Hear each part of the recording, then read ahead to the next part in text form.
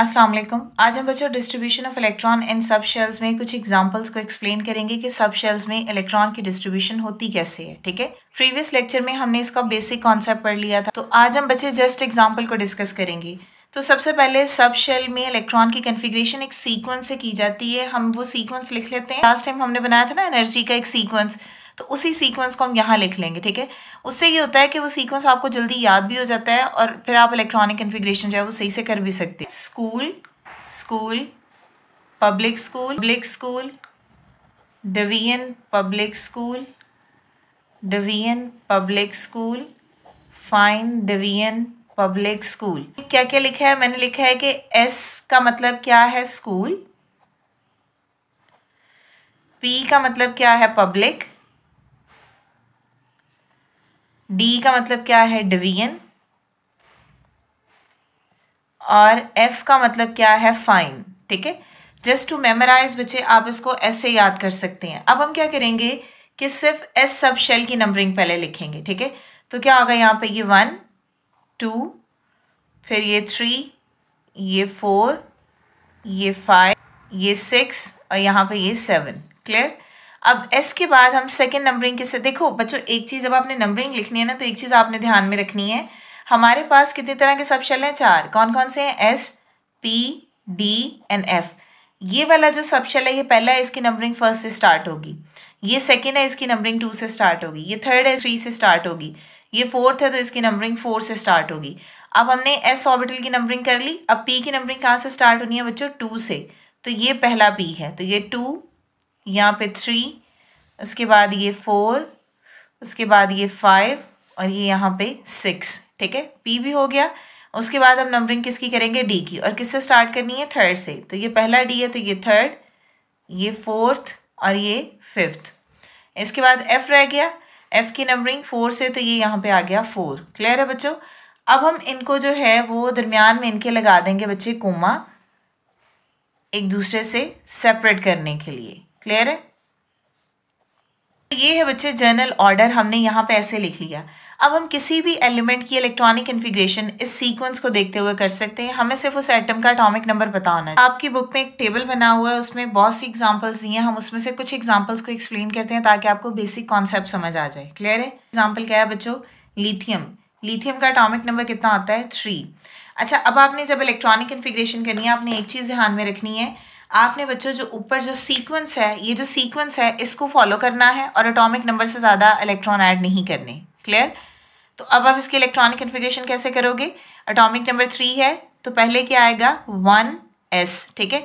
अच्छा, इसके अलावा हम मैक्सिमम इलेक्ट्रॉन भी लिख लेते हैं। जो एस सब शेल है इसमें मैक्सिमम 2 इलेक्ट्रॉन्स होते हैं, पी में मैक्सिमम 6 इलेक्ट्रॉन्स होंगे, डी में मैक्सिमम 10 इलेक्ट्रॉन्स होंगे और एफ में मैक्सिमम 14 इलेक्ट्रॉन होंगे। जब हमने क्वांटम नंबर पढ़ा था ना, तो तब हमने देखा था कि इन इलेक्ट्रॉन्स को हमने कैसे निकालना है। अब आप लिथियम की इलेक्ट्रॉनिक कन्फिग्रेशन लिखो, तो लिथियम का एटॉमिक नंबर 3 है, तो पहला क्या है? 1s। एस में कितने इलेक्ट्रॉन है? 2। तो यहाँ पे क्या आ जाएगा? 1s2 आएगा। ठीक है। उसके बाद सेकेंड सब शेल कौन सा है? 2s। हमारे पास एटॉमिक नंबर कितना है? 3। तो हमने एटॉमिक नंबर से ज्यादा इलेक्ट्रॉन ऐड नहीं करने, 2 यहाँ पे ऐड कर दिए, एक बच जाएगा, वो एक इधर आ जाएगा। अब इसी तरह बच्चों नेक्स्ट एग्जांपल हम देखते हैं ऑक्सीजन की। सबसे पहले क्या आएगा? 1s2। उसके बाद क्या आएगा? 2s2। उसके बाद क्या आएगा? 2p। बच्चे पी में इलेक्ट्रॉन्स कितने होते हैं? पी में हमारे पास इलेक्ट्रॉन होते हैं 6। अब एटॉमिक नंबर कितना है बच्चों? 8 है। तो इसका मतलब ये है कि हमने 8 से ज्यादा इलेक्ट्रॉन नहीं लगाने, हमने 4 इलेक्ट्रॉन ऑलरेडी लिख दिए हैं। 2 और 2 4, कितने रह गए हैं बच्चों? 8 में से 4 हमने लिख दिए, 4 रह गए। इसका मतलब है कि पी में कितने इलेक्ट्रॉन आएंगे बच्चे? जस्ट 4 इलेक्ट्रॉन जो बच गए हैं वो आ जाएंगे। ठीक है, ये मैक्सिमम अकोमोडेशन है। आप मैक्सिमम इतने इलेक्ट्रॉन ऐड कर सकते हैं, लेकिन आपने एटॉमिक नंबर से ज्यादा इलेक्ट्रॉन ऐड नहीं करने, ये भी आपने याद रखना है। यहाँ तक क्लियर है बच्चों? नेक्स्ट एग्जाम्पल है बच्चे हमारे पास मैग्नीशियम की। ठीक है, मैग्नीशियम का एटॉमिक नंबर कितना आता है बच्चों? 12। ठीक है, तो चलो अब इलेक्ट्रॉनिक कन्फिग्रेशन लिखते हैं इसके अकॉर्डिंग। यहाँ पे जो मेंशन है, तो पहले क्या है यहाँ पे देखो 1s, तो यहाँ पे क्या आएगा? 1s। s में कितने इलेक्ट्रॉन? 2 आगे। उसके बाद क्या है? 2s। 2 में कितने इलेक्ट्रॉन है? 2, ये लिख लिए। ठीक है, उसके बाद क्या है? 2p। अभी हमने 2p6 लिख लिए। अब देखो कितने हो गए? 6 और 2 8 और 2 10 हो गए। कितने रह गए? 2। कितने रह गए हैं 12 होने के लिए? 2 इलेक्ट्रॉन रह गए हैं। तो अगला सब शेल कौन सा है? 3s, तो यहाँ पे आ जाएंगे 3s2। ठीक है। नेक्स्ट एग्जाम्पल बच्चे एक और है सल्फर। एटॉमिक नंबर कितना है हमारे पास सल्फर का? 16। ठीक है। तो सेम इलेक्ट्रॉनिक कन्फिग्रेशन इसको लिखते हैं इसको फॉलो करेंगे। सबसे पहले क्या है 1s2। ठीक है। उसके बाद क्या है 2s2।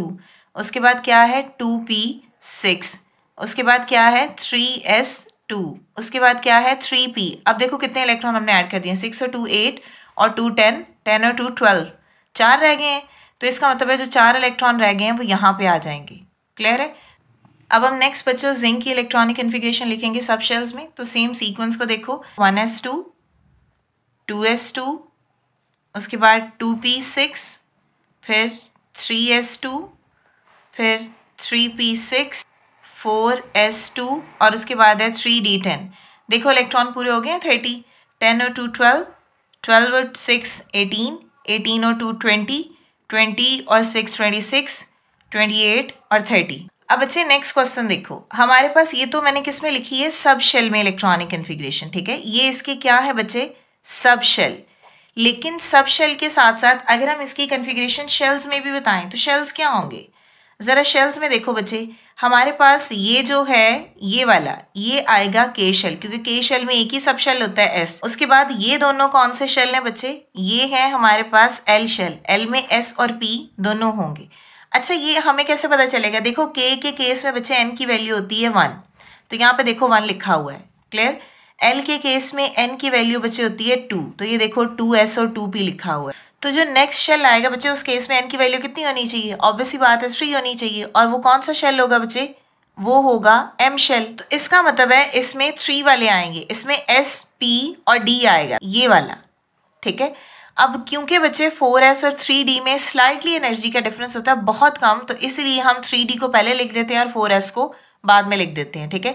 मतलब अगर इसको रीअरेंज करके हम इलेक्ट्रॉनिक कन्फिग्रेशन दोबारा लिखे तो ये कैसे लिखी जाएगी, 1s2, 2s2, 2p6, 3s2, 3p6 और 3d10 और उसके बाद 4s2 बाद में आ जाएगा। ठीक है।